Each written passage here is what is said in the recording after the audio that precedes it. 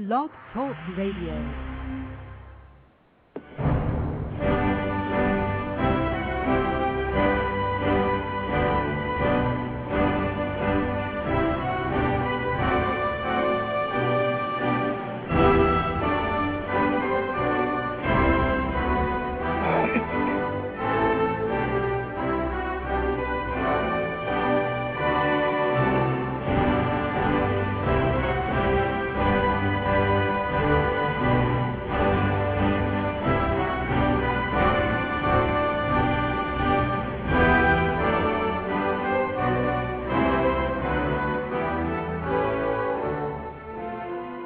Amigos, estamos aqui de volta, como sempre começamos invocando a Santíssima Virgem Maria, o Santo Padre Pio de Pietrelcina, que roguem a Deus que nenhuma injustiça se cometa nesse programa.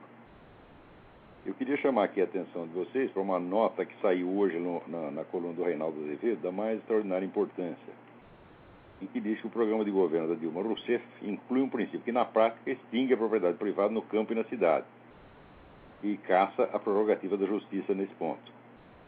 Olha, é o mesmo item que constava no famoso Programa Nacional de Direitos Humanos, que o Reinaldo chama de Programa Nacional Socialista de Direitos Humanos, que torna o invasor de uma terra uma parte na negociação. Quer dizer, você invade a terra do outro, automaticamente a justiça tem reconhecido você como uma parte legítima na negociação da propriedade da terra. Quer dizer, é a legalização do banditismo, a legalização das invasões de terra, evidentemente. E aqui no programa da Dilma está claro, revogação dos atos do governo FHC e criminalizar os movimentos sociais. Ora, como criminalizar os movimentos sociais? Você não pode criminalizar o crime, porra. O negócio já é crime, quer dizer, você tomar a terra do outro é crime. Agora, quanto mais você tomar, invadir, queimar tudo, destruir tudo, botar os empregados para correr e dizer que é cedo, depois não produzir merda nenhuma ali, como esse MST, quanto mais terra ele toma, mais dinheiro ele quer. Ele diz, olha aqui, nós estamos invadindo mais terra, então agora nós temos mais responsabilidade, então agora vocês têm que dar mais dinheiro para nós. É só para isso que serve essa invasão de terra, porra. Então, agora, uma coisa que eu queria chamar a atenção é o seguinte, esse pessoal da direita, liberais, conservadores, etc., eles só veem a superfície da política, ao passo que o pessoal comunista, graças aos seus estudos marxistas, à sua formação marxista, gramsciana, etc., está muito acostumado a perceber e estudar os processos sociais de longo prazo, as transformações de longuíssimo prazo, que começam hoje para dar frutos daqui 50, 60, 70 anos. Isso também é assim, por quê? Porque o movimento comunista é uma coisa que já vem há muitas gerações. Você não pode dizer o comunismo é o movimento político mais velho que existe no mundo. E o único que tem uma continuidade. Continuidade quer dizer que cada geração examina a experiência da geração anterior, aprende com ela, corrige o curso. E não tem ninguém no movimento comunista que tenha a ilusão de chegar vivo, né, ao paraíso comunista. Quer dizer, a vida deles é perseguir um futuro que se desloca para a frente à medida que eles avançam. Então nunca chega. É a promessa autoadiável. Por causa dessa promessa autoadiável, eles não precisam chegar a nenhum resultado, eles não têm pressa de chegar a nenhum resultado e por isso mesmo eles nunca param. Ao passo que o pessoal liberal conservador só pensa assim, no prazo daquilo que eles podem fazer em vida, sobretudo nas suas próprias carreiras, na sua própria ascensão social. Tá certo? Então, esses movimentos históricos de longo prazo se tornam invisíveis para eles, absolutamente invisíveis. Então, eles são cegos e acreditam que a gente tem a obrigação de ser cego também. Se você tenta mostrar para eles esse processo de longo curso, eles, como não estão enxergando nada, acham que você está vendo coisas. E ainda riem da sua cara. Quer dizer, é um imbecil total, analfabeto, despreparado, amador, tá certo? Infantil, que fica rindo das pessoas, experiente, que está tentando lhe ensinar alguma coisa. Está vindo aí, seu Zé Serra? Isso é com você mesmo. Está ouvindo aí, ô milicada, generais, etc. É com vocês mesmo. Tá certo? Então, o pessoal do DEM, é com vocês mesmo. O empresariado, tá certo? A turma do Fórum da Liberdade, é com vocês mesmo que eu estou falando. Vocês são todos amadores, vocês não entendem merda nenhuma de política, meu Deus do céu. E agora, de fato, eu não conheço mais de 2 ou 3 pessoas nesse meio que serão capazes sequer de ler, por exemplo, as obras de Antônio Gramsci. Eles leem, mas eles não entendem, eles não sabem o que o Antônio Gramsci está falando. Por quê? Porque o Antônio Gramsci era um homem, vamos dizer, de uma leitura extensa, ele conhecia toda a literatura europeia, ele sabia do que estava falando, e esse pessoal não é capaz de acompanhar. Então, isso quer dizer que a própria estratégia da Revolução Comunista se torna ilegível para os seus adversários e suas vítimas. É só que eles não entendem e também não querem entender. Então segue o princípio do avestruz. Se eu não ver, então eu não vou me preocupar. Então eles fecham os olhos para não saber. É isso que está acontecendo. Ora, então, por exemplo, se você venceu um projeto de lei, vencemos um projeto de lei esquerdista e acabar com a propriedade privada. Meu filho, você venceu, esse vai ser o primeiro de uma série de 1000. Assim como eles fizeram na Europa. Você faz um plebiscito, perdeu o plebiscito, não tem importância, faz de novo, e de novo, e de novo, e de novo, e de novo. Eles podem esperar 20, 30, 40 anos.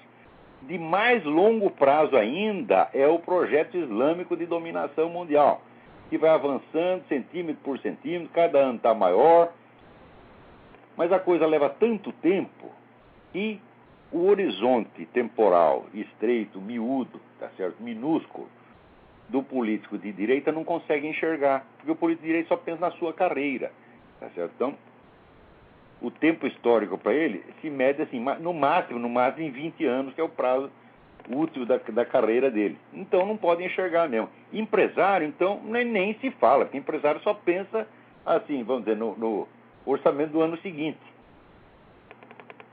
Ele tem lá os seus projetos de marketing, tem o balanço do ano passado, então esse é o prazo de pensamento dos caras. Ora, para vocês verem como esse imediatismo imbecil, toma conta de tudo e destrói tudo na chamada direita brasileira, me chega aqui a notícia de que o ex-aluno meu, Marcel Van Hatten, agora vai ser candidato a deputado federal, né? Federal ou estadual? Eu trouxe a notícia aqui, mas não interessa se é federal ou estadual. Então aparece ele lá, tá certo, sendo abraçado pelo José Serra, né, e todo mundo contente. O rapaz subiu na vida, ele vai ser deputado e tal. Eu digo, mas escuta, mas que estupidez. Anos atrás, 10 anos atrás, eu conheci um rapaz, um líder estudantil lá em Porto Alegre, que era um sujeito de uma valentia extraordinária, de um talento incrível, um sujeito de falar muito bem, tinha liderança, se fazia obedecer, uma pessoa que se fazia respeitar. Eu falei, esse cara vai longe. Não passa 3 meses, chega um filho da puta de um senador e chama ele para ser chefe de gabinete em Brasília, porra! Matou o cara, você tá entendendo? Como? Estão matando agora a carreira do Marcel Van Hatten. Ele mesmo não sabe disso. Olha aqui, Marcel, acorda! Ir para Brasília, ser deputado, não é nada. Você vai ser dissolvido no meio daquela putada corrupta. Lá você não vai poder fazer merda nenhuma. Agora, como líder regional, você podia ser grande.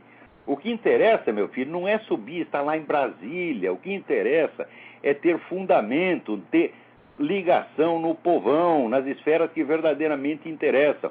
Olha aqui, os pilares do poder, as verdadeiras fontes do poder, são as universidades, os meios de comunicação e os movimentos sociais. Os partidos políticos não são nada. O único partido político que é alguma coisa é o PT, porque o PT não confia em política partidária. O PT faz política de base, o PT organiza militância, o PT tem raízes dentro de cada universidade, de cada sindicato. É isso que tem que fazer, não é ser deputado, Marcel. Acorda, porra!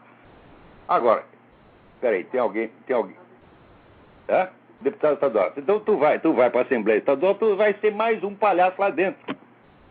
Não estou dizendo para vocês não votarem nele, pode até votar, Marcel é muito boa gente, eu acredito na honestidade dele, mas que é uma estupidez. Você que começa com uma carreira estudantil tão promissora, uma liderança estudantil que devia se sedimentar na universidade, tu tinha que largar de ser estudante para ser professor na mesma universidade, como o pessoal da USP faz. O pessoal sai do banco escolar da USP e vai para a cátedra e termina dominando toda a universidade, de maneira que lá dentro não há espaço para um inimigo deles. É o que vocês tinham que fazer, vocês tinham que tomar universidade por universidade, sindicato por sindicato, ONG por ONG, bairro por bairro, e não assim, no primeiro entusiasmo já vira deputado. Mas que amadorismo, que coisa mais boboca, que ilusão estúpida. Ainda vem esse Zé Serra ajudar a atrapalhar, como o outro lá, senador, ajudou a atrapalhar a carreira do menino lá que eu estou falando. Entendeu? Então, não se iludam com essa coisa. política partidária tem muita importância depois que você tem uma vasta militância organizada e sedimentada no seio da sociedade mesmo. Aí sim interessa a política partidária, por quê? Porque você tem respaldo. Olha, ele se elege deputado. Se amanhã ou depois alguém te persegue, inventa uma queixa contra você, te acusa de ter, sei lá, comido a mãe do Lula, você está entendendo? O que você vai fazer? Para quem você vai apelar? Para os seus eleitores? Seus eleitores estão tudo em casa, nem se lembram mais de quem votaram. Se você não tem militância para te defender, militância para ir para a rua protestar, você não tem nada, você está desfornecido, você está na toca do lobo, moleque. Por que não perguntou para mim? Esse pessoal vem, ouve as minhas aulas, puxa o meu saco, mas depois sai fazendo besteira uma atrás da outra e nunca me pergunta. Ora, eu conheço gente, por exemplo, certos líderes empresariais em São Paulo que poderiam ser grandes e ter poder, mas caíram porque aceitaram cargos.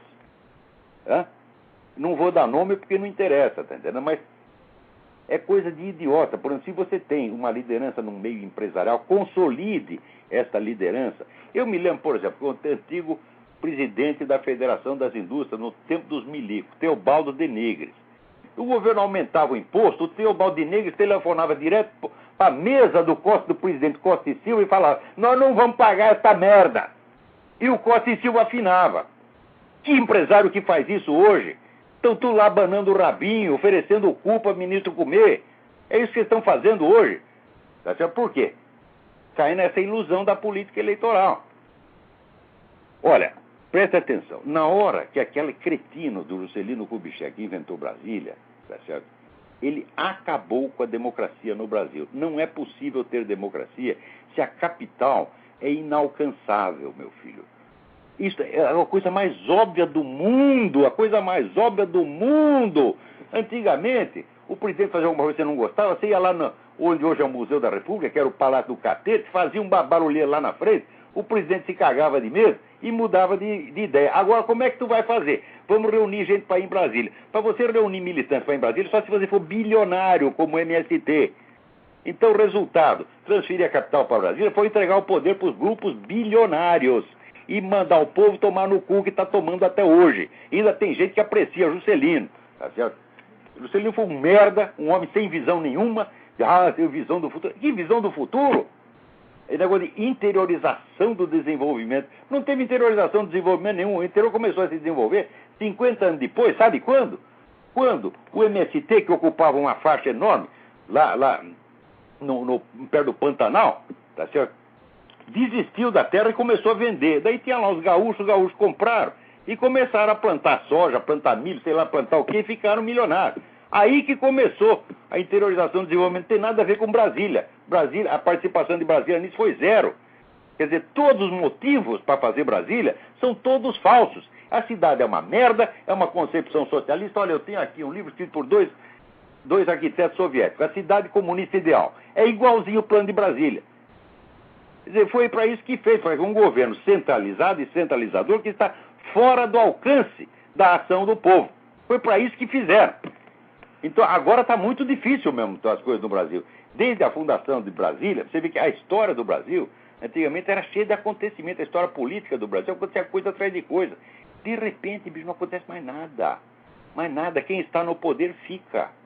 Fica eternamente. E vocês não tenham dúvida, logo que acabou o regime militar, quem entrou para o poder foi a turminha da USP. Aqueles intelectuais de merda da USP, entendeu? Então, lá, como tudo comunista, estão mandando até hoje, comunista disfarçado, que nem Fernando Henrique deram um banho nele, ficou parecendo que tinha mudado, o único banho que tomou na vida, entendeu? Ficou parecendo, agora eu sou moderninho, agora eu não sou mais comunista, não é o caralho, pô, tu sabe que é do mesmo jeito, tu mesmo te gaba de ser o maior dos gramscianos, porra, que palhaçada é essa? Tu fez tudo para que o PT chegasse no poder, boicotou o próprio candidato do seu partido, porque você queria o PT lá. Ora, agora vem me enganar? Só porque privatizou meia dúzia. Ele privatizou não porque gosta do capitalismo, mas que gosta dos caras que compraram as firmas. Foi tu privatizou para favorecer teus amigos, não para favorecer o país. Né? Agora, aqui, Marcel Van Hatten, escuta o que eu estou te falando. Não se iluda. Mas vale, vamos dizer, a política oficial, a política que aparece em jornal, não interessa. O PT subiu, o PT cresceu porque o PT sabia disso. O PT preferia, aqui tem uma candidatura para deputado, e aqui tem que ter de presidente de um sindicato. O que você escolhe? O cara, quero ser presidente do sindicato.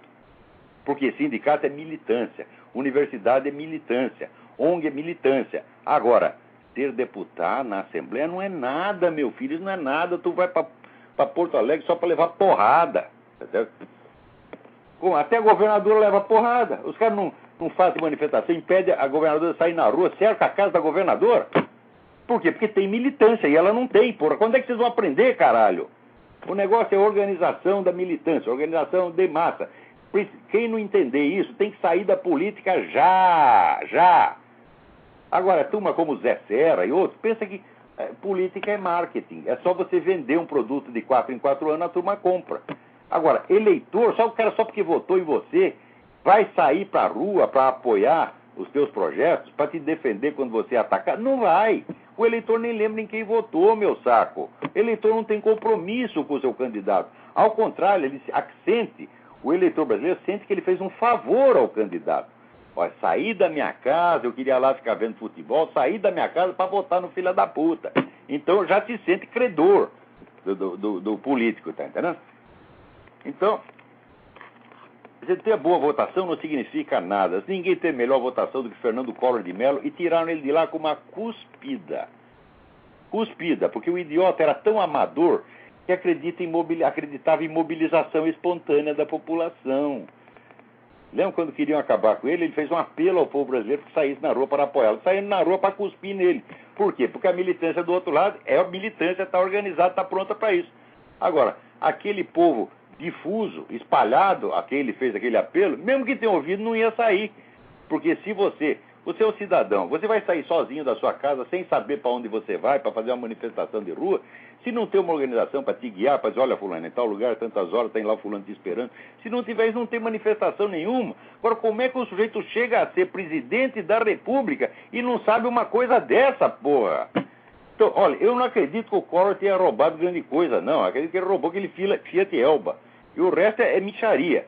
Mas ele caiu por burrice, mereceu cair porque é burro demais, você está entendendo? É incompetente, é amador, metido, arrogante. Não ouve quem sabe, não ouve quem estudou. Puta que pariu! É? O negócio é esfueda, viu? Puta merda. Agora aqui, chega aqui o artigo do Percival Pugina contando essa história de que o Hospital das Clínicas de Porto Alegre descobriu com a capela que tem lá, local de culto e oração, que está lá há 22 anos, é inconstitucional e mandou fechar. Olha, sabe o que se faz com esse tipo de ordem? Não obedeçam, puta merda! Hã? Por exemplo, vocês que fumam cigarro e são ofendidos porque te proibiram de fumar em tudo quanto é lugar. Junta 50 amigos, vai no restaurante e fumam todos juntos. Faça isso uma vez, 2 vezes, 3 vezes, 10 vezes. A porra da lei cai, meu Deus do céu. Agora, vocês tudo põe o rabo entre as pernas, manda parar de rezar, você fica quieto, quer ser politicamente correto. Assim não dá, porra. Tem que dizer, nós vamos rezar aqui na sua cara, seu filho de uma puta. Tá bem? Você vai rezar lá pro Satanás, vai oferecer sua bunda pro Satanás, porra. Olha aqui, porra. Agora, aqui, por que não vai pra frente? Aqui, leu lá no Júlio Severo. Aqui, esse bispo Manuel Ferreira, né? Que vai aqui liderar a campanha da Dilma entre os evangélicos. Ora, meu Deus do céu, a Dilma é claramente abortista, comunista. O que tu vai fazer lá, o Manuel Ferreira?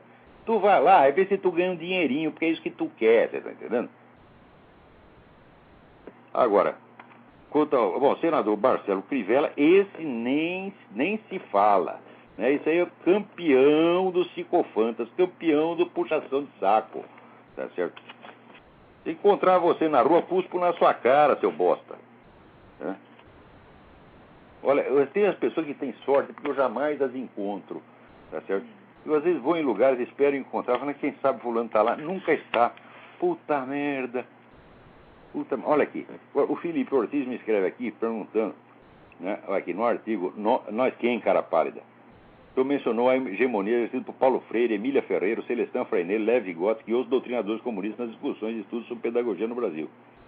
Uma pessoa da minha família estudou pedagogia numa universidade brasileira está sofrendo isso na carne, profundamente decepcionado com a quantidade de bobagens socialistas que é obrigada a ler e ouvir a fim de passar nos exames. Ela não sabe, porém, quais livros ela deveria ler para aprender pedagogia de verdade. O senhor poderia passar aos seus ouvintes uma bibliografia essencial sobre educação? Olha, vou pensar essa bibliografia e fazer, mas eu tenho 2 sugestões para te dar imediatamente. Imediatamente. O primeiro é o livro do Gilbert Hagen. Gilbert Hagen é um grande educador americano, escreve-se H-I-G-H-E-T, Gilbert Hagen. O livro se chama The Art of Teaching. É uma história, vamos dizer, dos grandes educadores da humanidade. E ali você já tem uma bibliografia. Também eu sugiro que você procure livros de pedagogos que realmente ensinaram alguma coisa para alguém, o que não é o caso desses caras. Você já viu algum sujeito que tenha sido alfabetizado pelo Paulo Freire, chegar assim, vamos dizer, sei lá, a ser gerente de banco do interior? Não tem um. Não tem um.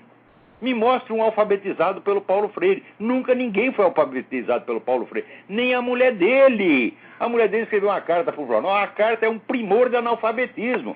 Que o sujeito, ora, não alfabetiza nem a própria mulher, como é que vai alfabetizar os outros, porra?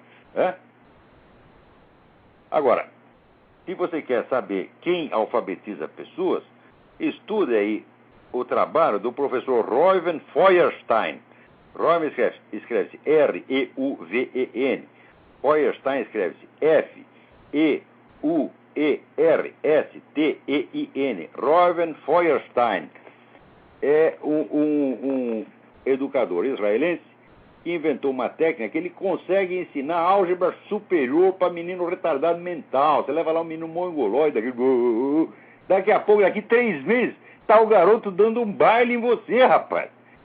O Feuerstein faz isso, porque ele descobriu a coisa mais óbvia do mundo, olha, todos esses educadores aqui, Paulo Freire, Emília Ferreira, e sobretudo Jean Piaget, que o pessoal puxa tanto o saco do Jean Piaget, para mim é uma besta quadrada, eles não sabem uma coisa, que a educação não se dá, o processo de aprendizado não se dá entre o sujeito do aprendizado e o mundo.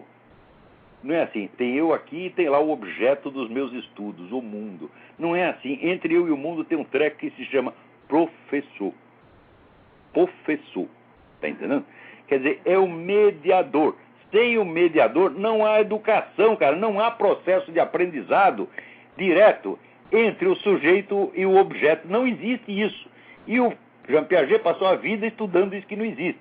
Daí o Feuerstein chegou lá e inventou um negócio que se chama aprendizado mediado. Por quê? O nome é até redundante, porque todo aprendizado é mediado. Se não tiver mediador, não tem aprendizado.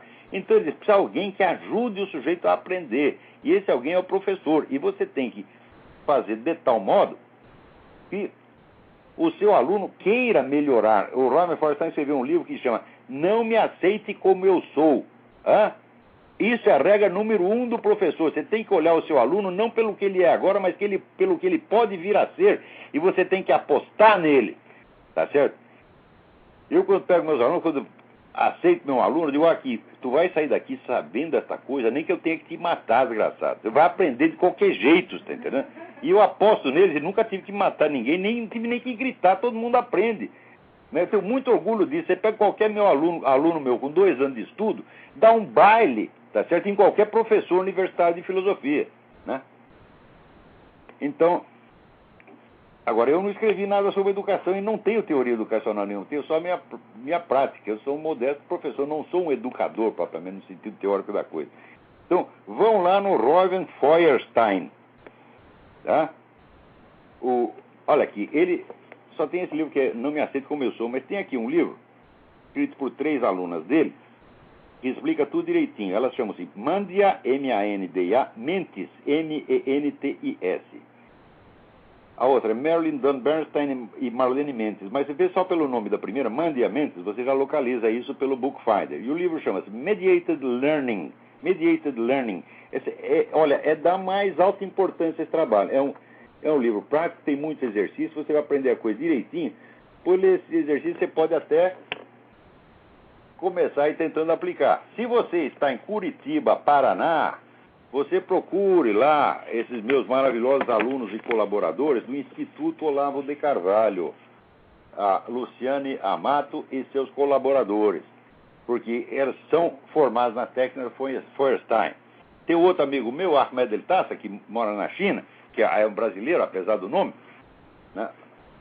Ahmed Youssef El Tassa. É difícil de falar, mas o cara é brasileiro. E ele mora na China com a bolsa lá do governo chinês. É o primeiro não chinês que foi admitido na Academia de Ciências da China. Tá certo? O homem é um erudito formidável. E ele foi aluno do Feuerstein, fez um monte de curso do Feuerstein. Ele, inclusive, ele disse o seguinte: ele disse que o meu curso tem efeitos intelectuais parecidos com o do aprendizado Feuerstein, se bem que eu não dou aula para criança, eu não sei ensinar criança, eu sou professor de adulto, tá certo? Então, aqui, aliás, o Felipe Ortiz, que me escreveu essa carta, ele é aluno do seminário. Então, eu vejo a inteligência dos alunos despertar, acordar e se fortalecer dia a dia, tá certo?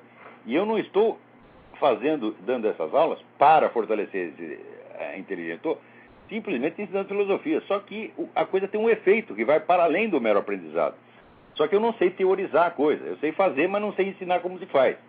Tá certo? Tanto que, até hoje, eu não encontrei, vamos dizer, um aluno que pudesse, vamos dizer, me substituir nas aulas, com exceção, vamos dizer, desse pessoal lá de Curitiba, a Luciana Mato, que é a pessoa que mais estudou esse meu material ao longo do mundo e que é um talento extraordinário, uma mulher de uma coragem, de uma perseverança maravilhosa, né?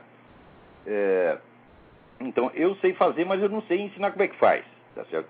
Agora, o Feuerstein, ele faz, ele ensina como é que faz, e as pessoas saem aplicando essa técnica e obtendo resultados maravilhosos.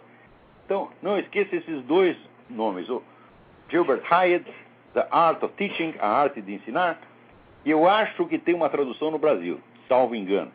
Se não tiver, vai ter que ler em inglês. Também está querendo moleza? Pô, né? E o livro da Mandia Mentis, Mediated Learning. Fica por enquanto as sugestões. A partir do livro do Hyatt, você tira outros títulos de livros que deve ler, mas eu mesmo vou tratar de providenciar essa bibliografia que você pediu. Também não deixem de ler aqui no site www.yocreoenplazas, creo, C-R-E-O-N-E-N, Plazas, Plazas.com, que é o site organizado pelo filho do coronel Luiz Alfonso Plazas, para dar conta de toda a monstruosidade que foi esse julgamento do pai dele. Está lá agora reproduzido um artigo do Fernando Londoño. Fernando Londoño foi um político importante, é um radialista de enorme audiência em Bogotá. Eu dei uma entrevista para ele quando estava lá, e tem esse artigo dele que se chama El Negocio de las Desapariciones, porque o coronel foi o sujeito que desocupou o Palácio da Justiça quando invadido pelo M-19, subsidiado pelo traficante Pablo Escobar, ele que tirou as pessoas de lá dentro, salvou quase 300 pessoas lá dentro, acusado pela desaparição de 11 pessoas, tá certo? Ao mesmo tempo em que tinha 11 cadáveres não identificados. Então, por que não supor a coisa mais óbvia? Os 11 que nós não conseguimos achar são esses 11 que estão aqui, que nós não conseguimos identificar. Não, em vez disso, inventaram a história de que o coronel tinha levado os 11 para a escola de cavalaria e matado os 11. Vocês sabem por quê? Os 11 eram o quê? Eram garçonete do bar do Palácio da Justiça. Agora o coronel que está lá invadindo, perseguindo terrorista, vai sair batendo garçonete. Ó, porra! Ó, meu saco! Então, o Fernando Londoño conta, como aliás eu também já contei num artigo, o que foi essa merda desse processo, onde a condenação foi feita com base em 3 testemunhas, tá certo? Testemunhos absolutamente autocontraditórios, cada um é contraditório consigo mesmo, um dos quais já desmentido pela própria testemunha. O cara foi lá, inventou um testemunho, porque recebeu dinheiro do promotor para fazer isso, porra. E depois ele mesmo fez outro depoimento desmentindo o primeiro. Só que é o seguinte, o desmentido não entrou no processo. A juíza, essa Maria Estela Rá, vagabunda, filha de uma puta, tirou isso de lá. Agora, eu fico até envergonhado porque eu li o requerimento do advogado do coronel, Jaime Granados, né, pedindo a revisão da sentença. Então, ele é obrigado, por força da lei, a escrever excelentíssima, meritíssima. Se fosse ele, é putíssima, né? Mas ele é obrigado, por força da lei. Como é colombiano, eu não sou colombiano, eu falo o que eu quiser, tá entendendo? Então, se encontrar essa mulher na rua, também cuspo no seu olho, dona, tá entendendo? Que é o que a senhora merece. Aliás, uma cuspida minha seria uma honra para a senhora. Entra na sua biografia. Seus bisnetos vão dizer Tá certo? Minha bisavó foi cuspida pelo Olavo de Carvalho. Foi o acontecimento mais importante da vida dela. Alô, quem está na linha? Alô? De São Paulo, tudo bem? Fale mais alto, por favor. É o Ricardo aqui de São Paulo, tudo bem? Ricardo, tudo bem? Professor, como atividades aí ontem? Como é? Como eu passou a festividade? Olha, geralmente eu vou na festa do 14 de julho, mas esse fim de semana eu estava... Do 4 de julho, perdão. Todo ano eu vou, mas esse ano eu estava com muito sono, passei o dia dormindo. Então, para mim, o 4 de julho foi uma maravilha, né? Mas eu não sei como foi pro resto, mas deve ter sido bom como sempre. O pessoal aqui é muito patriota. Quer dizer, o 4 de julho aqui é mais festejado do que o carnaval no Brasil. Ah, o 7 de setembro aqui sim a gente dorme, mas aí eu não sei como é que é, então... 7 de setembro é só parada militar, agora aqui tem festa mesmo, todo mundo promove festa no 4 de julho, é uma coisa impressionante. O que eles amam esse país é uma coisa maravilhosa de você ver. E de dar vergonha na nossa cara, porque a gente só faz festa quando a seleção brasileira ganha. Quer dizer, o Brasil não é um país, o Brasil é um clube de futebol. Hã? Professor, eu te liguei porque eu tive uma curiosidade, eu não sei se aí nos Estados Unidos... Eu acho que tá, porque as coisas que eu assisto vêm daí. Na assinatura da minha TV a cabo, eu coloco nesses canais de documentário, é o dia inteiro falando de extraterrestre, de disco voador. Ah, eu achei que era só na TV a cabo, na TV fechada. Não, agora é na Globo, na Record também, na Band. É o dia inteiro falando de disco voador. Que esse povo tá louco aí, ó? Esse negócio de disco voador, tá certo? É coisa para assustar criancinha. Isso aí foi inventado por esse pessoal de Nova Ordem Mundial para criar uma fantasia, um temor imaginário de que a Terra vai ser invadida por extraterrestres. Então nós precisamos ter um governo mundial para nos defender. Isso aí tá assim, faz 50 anos que é a mesma merda. Tá entendendo? Ó, extraterrestre. Olha, eu acho que eu trabalhava na revista Planeta, né? Veja que coisa, onde você arrumar emprego. Então eu acho que no espaço não existe... Eu acho que no espaço sideral não existe vida inteligente. A maior prova disso é que o Lula veio de lá, viu? Pois é, exatamente. O Lula veio da estrela Sirius. Então, ele foi cagado pela estrela Sirius.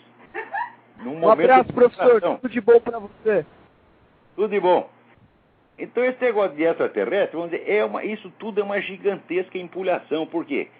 Eu, no tempo que estava na revista Planeta, eu li um monte de depoimentos sobre extraterrestres. Então, aconteceu o seguinte. Tinha 200 pessoas que dizem que viram descer a nave em tal lugar e descer um extraterrestre. Todos coincidiam no momento e no lugar, só que cada um descrevia de um jeito. Como era o ET? Ah, era azul. Ah, não, era verde. Ele tinha escama. Não, ele era peludo. Ele era grandão. Ele era baixinho. É um negócio de louco, porra. Então, esse negócio do ET são manifestações claramente diabólicas. É um monte de, vamos dizer, sabe, ilusões verdadeiras, ilusões que se materializam de algum modo, né, e que enganam um monte de pessoas. Olha aqui, o Alexandre Fontaine me escreve aqui dizendo o seguinte, dizendo que outro dia ele leu um artigo do Ronald Radosh. Ronald Radosh é um cara que escreveu um livro importante sobre o comunismo em Hollywood, dizendo que a Columbia University tem sido o centro da infiltração comunista nos Estados Unidos desde a década de 20. É exatamente, isso é muito certo, muito certo. Então ele diz que ele leu aqui, o artigo é assustador, e dizia que... E ele pergunta, de dois professores que estão ali mencionados, Cloward e Piven, pergunta quem são esses. Eu escrevi um artigo sobre Cloward e Piven mais de um ano atrás, no Diário do Comércio. São os caras que nos anos 50 polaram a estratégia de tudo o que o Obama está fazendo agora. E é uma estratégia que foi aplicada, eles eram discípulos do Saul Alinsky, que é o grande mentor da revolução aqui nos Estados Unidos, e a ideia deles é o seguinte, olha, se você pega a Previdência Social, ela estabelece lá um monte de direitos que teoricamente abrange não sei quantos milhões de pessoas, 50 milhões de pessoas. Mas acontece que desses 50, só 10% estão lá inscritos e estão recebendo os benefícios. Se a gente inscrever os outros todos, o que vai acontecer? Nós levamos a Previdência Social à falência, e daí o sistema vem abaixo. E é isso que nós vamos fazer. Eles bolaram isso em 1900, que foi exatamente o que os caras fizeram. E o Obama está prosseguindo, ele quer botar mais gente na Previdência Social. recebendo mais dinheiro, só não diz de onde vai tirar a porra do dinheiro. Então, ele sabe que isso produz a falência, e é exatamente o que ele quer fazer. Eu não tenho a menor dúvida de que o Obama é um inimigo dos Estados Unidos. Ele trabalha para alguma potência exterior, muito provavelmente os sauditas que financiaram a carreira dele inteira. Tá certo? Então, para mim, isso está bastante claro. O senhor está lá para botar para fuder mesmo, tá entendendo? Então, esse aí é Cloward Piven. Eles inventaram o plano. Procure lá na minha página. Né, você põe ali no aparelho de busca, você põe Cloward e vai aparecer lá, né, o artigo que eu fiz a respeito. Agora também alguém me mandou uma notícia aqui da Folha dizendo que de janeiro a junho, né, a União, o governo, dobrou seu gasto com publicidade. O que é isso em época eleitoral? Puta que pariu! Porra, será que ninguém enxerga isso? Esses caras são totalmente cínicos, eles fazem o que quiserem. Eu até que já não há mais poderes sociais para se opor a ele. Por quê? Porque toda força de oposição que aparece, o pessoal chama para ser candidato, para ser deputado, para ser vereador, e neutraliza o cara, porra. Não deixa se formar a verdadeira oposição, que não está na política eleitoral, está na sociedade. Puta que pariu, são forças sociais que têm que se organizar. Quantas vezes vai ter que dizer isso, sua cambada de burro? Né? Agora, aqui o Rodney Cardoso me escreve que eu apoio o projeto da lei do Dia do Atirador. Esse projeto tem importância simbólica para ressaltar a dignidade da posição do atirador esportivo ou não esportivo, o sujeito que tem uma arma em casa para defender a sua família. Apoio o projeto, sim, tem que ter lá a lei do Dia do Atirador, tem que homenagear esses caras. Porque quantas pessoas atiradoras já não salvaram? Eu já li milhares de histórias desse tipo. Né? Então, tem um assalto lá no seu onde, por coincidência, tinha um atirador profissional, esportivo lá no meio, o cara deu um jeito no negócio. Todo dia mesmo li aqui, saiu um livro de uma igreja que foi invadida por causa de metralhador. E tinha um cara lá, um atirador esportivo, com uma arma no bolso. E ele, com a arma de bolso, acabou com o problema. Tinha 5 ou 6 caras com metralhadora. Ele deu cabo de 3, os outros saíram correndo. Né? Agora, aqui na Colômbia também saiu aqui a notícia da France Press, um menino que fez uma caminhada de 70 quilômetros para pedir que as Farc libertem o pai dele.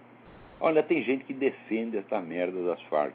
Como é que você pode tirar um pai de casa, manter o cara lá preso por 12 anos, por 15 anos, sem motivo nenhum? Sem motivo nenhum. O cara é um sargento do exército, meu Deus do céu. Hã? Agora, tem algum membro da Farc, algum assassino, traficante da Farc que ficou na cadeia 12 anos? Não fica nem 12 dias, porra! Porque a putada toda se imobiliza, que nem o pessoal que invadiu lá o Palácio da Justiça, foram todos anistiados. Quer dizer, o criminoso é anistiado e o policial que os prendeu, o homem do exército que os prendeu, vai pra cana. Então, isso aí é como se faz um golpe de Estado por via judicial. Até quando... Olha, o problema é o seguinte, esse pessoal de esquerda, pessoal revolucionário, eles pensam em revolução 24 horas por dia e eles têm dentro do seu coração um ódio infinito, um ódio que nada aplaca, nada aplaca. É? E o outro pessoal, não, eles pensam em política de vez em quando. Eles não aguentam ter a intensidade de ódio que essa gente tem. Então o que a gente tem que fazer? A gente tem que reconhecer. A gente não é capaz de odiar os filhos das putas que eles nos odeiam. Mas a gente é capaz de entender que eles são loucos. É? E que eles são pessoas que têm que ser excluídas da política para sempre. Qualquer pessoa que tenha mentalidade revolucionária tem que ser excluída da política. O que é mentalidade revolucionária? É a promessa do futuro autoadiável a ser realizada mediante a concentração do poder. O futuro maravilhoso é autoadiável por natureza, porque não é definido o estado a que se pretende chegar, então conforme você vai andando, o futuro vai se distanciando. Tanto que esses filhos das putas estão matando gente há 200 anos, já mataram no total. Se você pegar desde a Revolução Francesa até hoje, dá uns 300 milhões de pessoas. Já mataram 300 milhões de pessoas e o estado paradisíaco prometido jamais chegou. E não vai chegar nunca, é claro que não vai chegar nunca, porque ele não foi feito para ser realizado. Quando é que vocês vão entender isso aí? Hã? Ele foi feito para justificar o modo de vida desses caras. É? Prestem bem atenção, até o século XVIII, você não vê uma única pessoa criticando a sociedade como um todo. As pessoas criticam uma coisa, criticam a outra, mas elas reconhecem, todo mundo reconhece, a maior inteligência do universo reconheciam que elas não eram capazes de inventar uma sociedade. Você vê a República de Platão, como é que termina? Ele descreve aquele estado maravilhoso e ele mostra por que aquilo é impossível e por que aquilo jamais vai acontecer. E se acontecer, não vai durar 2 dias. Esse é o final. O pessoal lê o comecinho da República de Platão, ou lê lá um verbete de enciclopédia e acha que leu. E acha que Platão está defendendo o regime ideal. Não está defendendo merda não, ele está mostrando como aquilo é impossível. Então, todo mundo sabia disso. A partir do século XVIII, mudou. Todo mundo acha que pode criticar a sociedade como um todo e propor um novo modelo de sociedade. Isso que é mentalidade revolucionária. Ninguém pode inventar um modelo de sociedade. Porra! É?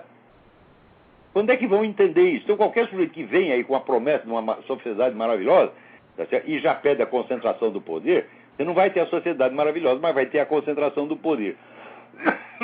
Todo cara que vem com essa ideia tem que ser excluído da política imediatamente. Não só excluído da política, tem que ser excluído de todo ambiente decente. Porque isso é loucura, isso é a patologia no sentido clínico. É o que o psiquiatra Dr. Paulo Sergei chamava de delírio de interpretação. As pessoas enxergam o mundo de maneira errada. E por isso mesmo elas odeiam, porque quanto mais mal elas fazem, quanto mais elas sujam as suas mãos, mais elas precisam de uma compensação. E qual é a compensação? É dizer que o outro é pior que ela. É sempre assim. Então, os maiores, se pega lá, Fidel Castro está indignado com a justiça do mundo. Por quê? Porque ele matou 100 mil pessoas. Hã? Então, quanto mais se sujam, mais querem se limpar nos outros. Como é que nós podemos admitir que pessoas assim sejam pessoas decentes com as quais nós devemos discutir política calmamente, polidamente? Não, as pessoas têm que ser excluídas. É? Não adianta pôr na cadeia, porque cadeia é provisória, meu filho. Você tem que criar uma rejeição social desses caras.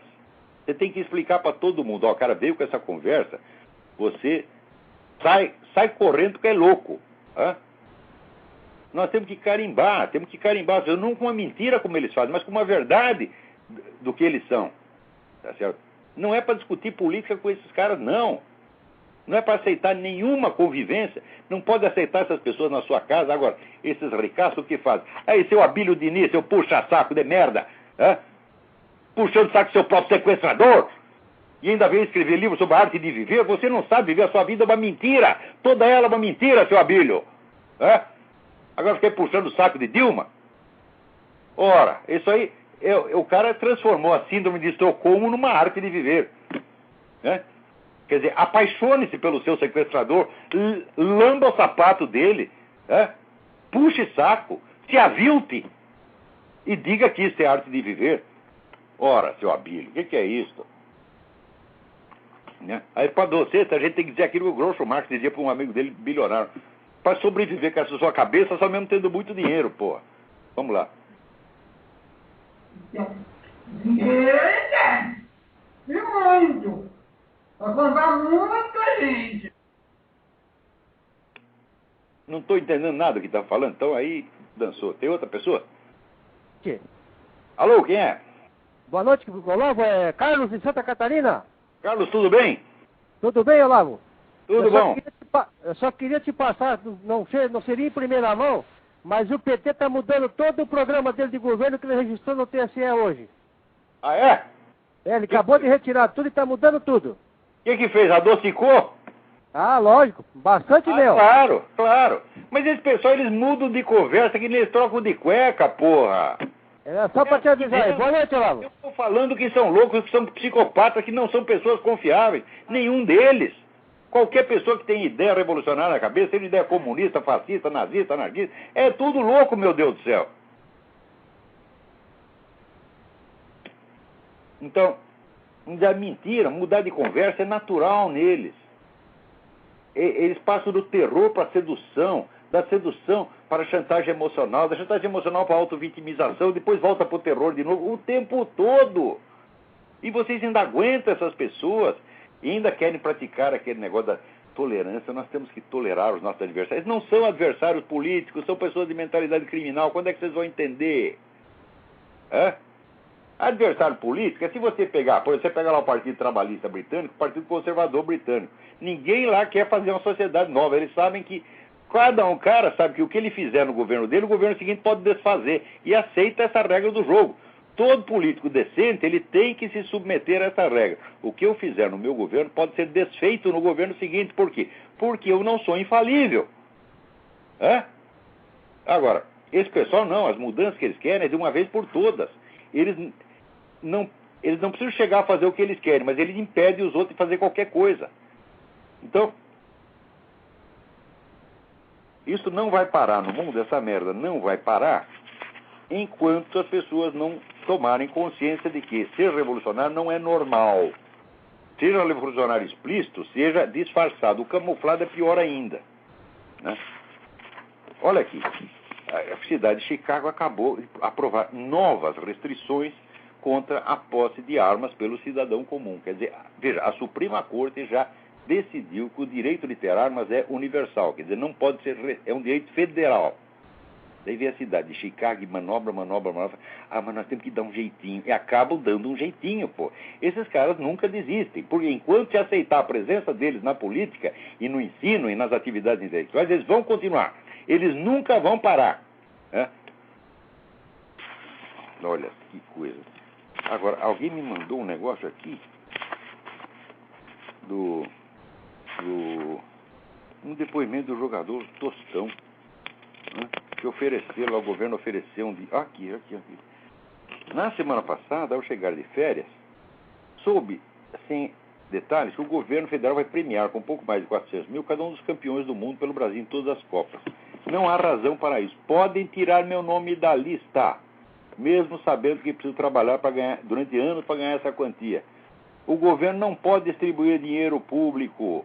Se fosse assim, os campeões de outros esportes teriam o mesmo direito. Aí, Tostão, é assim que se fala. Ó, o pessoal ri da minha cara, porque eu nunca fui buscar o meu dinheiro da minha aposentadoria, a qual eu, entre aspas, tenho direito há mais de 15 anos. Eu não fui e não vou. Pode enfiar o dinheiro no cu. Eu não quero dinheiro do governo nem quando eu tenho, entre aspas, direito. Agora, se não tiver, se for de presente, aí sim é para mandar enfiar no cu. Muito bem, Tostão, é assim que se faz.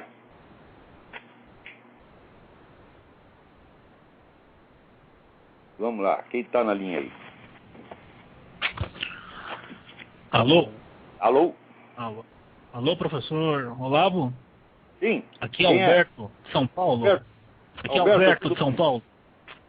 Tudo jóia. Eu gostaria de parabenizá-lo pelo incrível trabalho que o senhor tem feito com as mentes de alguns poucos brasileiros, levando a gente a pensar. E gostaria também de agradecer. Sou professor da rede privada aqui da cidade de São Paulo e estava à procura de um método de ensino diferente desses esquerdistas que a gente aprende na faculdade. O Feuerstein que você... Olha, o Feuerstein, rapaz, vai ter um tesouro na sua vida. Sua vida vai mudar. Eu fiz a leitura do Mortimer Adler, que o senhor fez com a recomendação. Não é outro, só que daí já é um ensino mais avançado, né? Mas para ensinar criança, o negócio é o Feuerstein. Eu tenho algumas perguntas aqui. A educação liberal é a saída para a formação do indivíduo de qualidade. Isso é uma afirmação. Não tem a Agora, menor como levar isso a um grupo de jovens com o pensamento brasileiro? Olha, a gente primeiro, a lista dos livros que o Adler usa, a gente teria que introduzir algumas modificações. Eles não eram obrigados a seguir a lista. Mas a técnica básica é essa, ler os grandes livros da humanidade em todas as áreas, todas as disciplinas. E, sobretudo, os livros que inauguraram disciplinas. Não é para você saber o que é geometria, nada melhor do que você ler a geometria de Euclides. E assim por diante, né?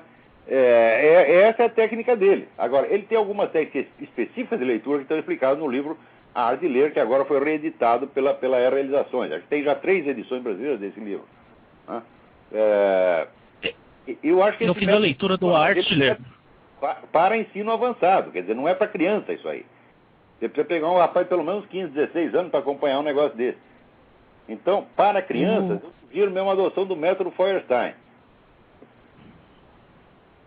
Ok, eu fiz um contato com o pessoal do Instituto Internacional de Ciências Sociais e eles têm ali uma metodologia de ensino voltado para os clássicos. E eu gosto bastante da ideia de trazer o clássico para dentro de sala de aula. E a minha surpresa, os adolescentes não têm resistência a eles. Claro que não, eles têm interesse, cara. Eles gostam bastante. Dá para fazer uma coisa interessante que é a indicação individual de cada livro para cada aluno. Eles se sentem totalmente especiais e gostam da atividade feita. Uma outra coisa que eu gostaria de comentar é que foi através das suas aulas, na verdade dos seus comentários pelo Blog Talk, que eu conheci o Bruno Tolentino. E faz 3 anos agora, dia 27 de junho, da morte dele, né? Então, só fazendo também agradecendo pela qualidade do pensador que o Bruno Tolentino é. Eu acho que o Bruno é desconhecido. Desde Camões. Eu acho que ele dá pelo menos de 3-0 no Carlos Drummond de Andrade. E eu tive o prazer de conhecê-lo. Acho que a indicação do programa de hoje está muito bom. Era a pessoa mais divertida que eu conheci. Você conviver com o Bruno, você dava risada o tempo todo. Era um negócio que às vezes você passava mal com as histórias que ele inventava. É fantástico, é um tipo fantástico. E o que o senhor tem a dizer durante as palestras do senhor? A gente percebe que o senhor tem um comentário muito triste com relação aos professores do Brasil. Dizem que não tem professor formado, os professores têm uma coisa que todo mundo vai chegar. Primeiro, nós temos professores demais. Para cada 100 professores, você tem que ter um qualificado. Então, não adianta você querer dar o que você não tem. E eu acho que a educação popular no Brasil, ela se adiantou em relação à educação da elite. Você precisa educar a elite primeiro, porque a educação é um sistema de círculos concêntricos, ela vai expandindo de dentro para fora. Então você tem que educar primeiro a camada intelectual mais elevada para que ela crie um círculo de professores, o círculo de professor cria outro círculo até chegar no povão. Agora, no Brasil, eles querem educação popular sem ter educado a elite, ou seja, os caras querem educar os outros sem ter educado a si mesmo. É o caso de todos os ministros da educação. Eu não conheci um ministro da educação que fosse um homem de verdadeira cultura. O cara não se educou a si mesmo, quer educar o outro. Ora, eu comecei a desempenhar atividade pedagógica depois de muito esforço para me educar a mim mesmo. Tá certo? E você vê, Aristóteles entrou na academia de Platão com 18 anos de idade, saiu com 38, e aí ele começou a ensinar, porra. Agora esse pessoal não. Faz aí um cursinho de merda, que ele não presta atenção, e já sai enfiando merda na cabeça das crianças, porra. E acha que isto é maravilhoso. Você tem que ir lá ensinar comunismo, ensinar a luta de classe para as crianças, ou ensinar ódio para as crianças, e ensinar também a dar o cu, que é importante para você progredir na vida. Certo? Então, é isso que estão ensinando para as crianças. Agora ainda faz greve de professor, que é aumento. Devia ser aumento de porrada, aumento, sabe chinelo, chinelado na sua bunda. Você tem que devolver vocês para suas mães. Tá certo? É isso que tem que fazer, porque faltou. O problema brasileiro começa na educação doméstica. As pessoas não sabem educar seus filhos em casa. Às vezes, assiste esses filmes americanos que o Hollywood só espalha merda pelo mundo, né? E ensina assim, que o pai deve tratar os seus filhos igualitariamente, ele deve compartilhar com ele as suas decisões. E daí daqui a pouco está o filho de 5 anos passando o pito no pai. E eles acham isso lindo. Só que é o seguinte, isso não funciona, caralho. Então, ensina essas coisas e mostra esse modelo corrupto da família americana, que é um modelo que não existe na praça, só existe na cabeça de Hollywood. As famílias de Hollywood são daquele jeito. Todo mundo grita com todo mundo respeita todo mundo. As famílias de Hollywood são assim, mas se eles passam essa imagem para o mundo, e tem gente, aqui também tem gente que acredita nisso e fica igualzinho. Agora, no Brasil, acredita muito mais. Então, começa com a corrupção da educação doméstica. A educação doméstica, por sua vez, começa com a igreja. O Brasil não tem mais igreja, pô. A igreja católica pediu demissão. Tá tudo aí trabalhando para Dilma, pô. Como é que Por pode que a igreja católica pediu demissão? Porque é um bando de... Tem alguma razão? Porque ficaram... Olha, o Concílio Vaticano II meteu na cabeça dos caras que eles têm que se reconciliar com o mundo. Quando Jesus Cristo falou, não é para ter negócio com o mundo. Nosso negócio aqui é o outro mundo. Esse mundo aqui está perdido, aqui é o reino do Satanás. Nós temos que virar as costas, porque se a gente começa a se oferecer para esse mundo nos come. É a coisa mais óbvia do mundo, pô. Então a igreja embarcou nessa história de reconciliar-se com o mundo e está irreconciliada. Agora se rompeu a relação com Deus e está aí de beijinho com o mundo.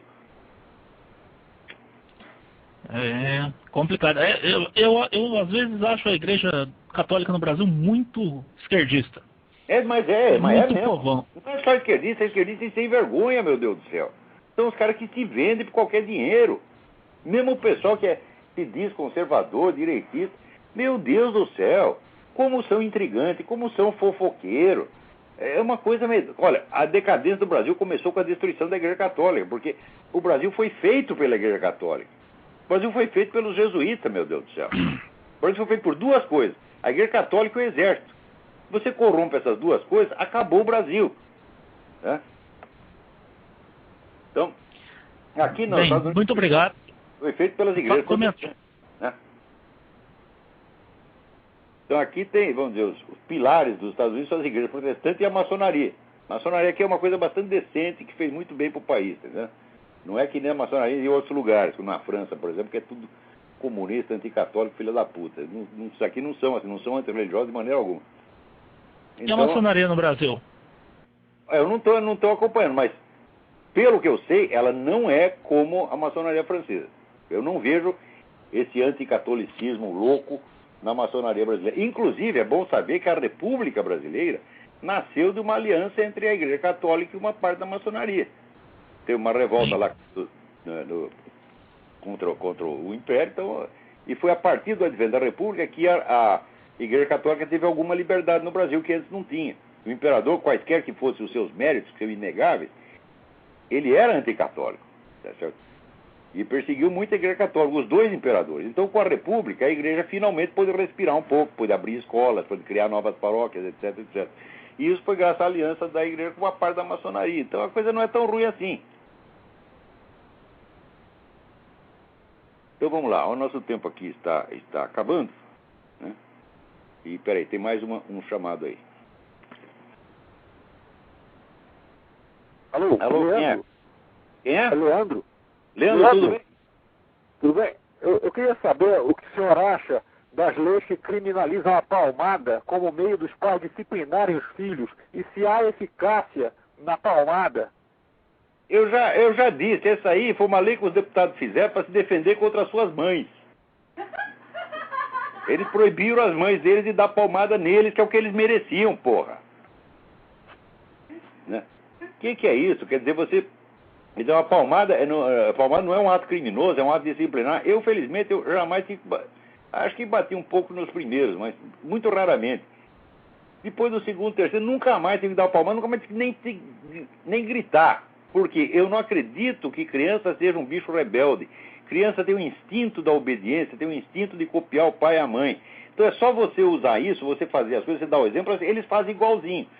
Agora, se você sair gritando com o seu filho, o que ele vai aprender? Vai aprender a gritar.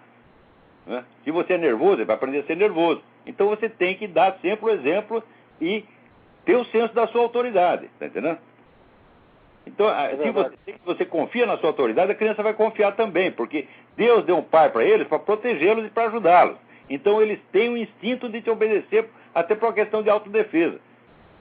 Agora, esses camaradas que querem proibir palmar, essa exibição de bom mocismo, essa coisa hipócrita, nojenta do politicamente correto. Não pode dar palmada no filho, não pode fumar, não pode falar tais palavras. Vão todos tomar no cu, você tá entendendo? Olha, eu felizmente no meu filho não tive que dar palmada, mas se encontrar os deputados que votou, isso dou muitas neles, na bunda deles. Né? Aquelas bundas peludas vão ficar tudo esfoladas. Né? Então é isso, olha, nosso tempo infelizmente acabou. Até a semana que vem, muito obrigado.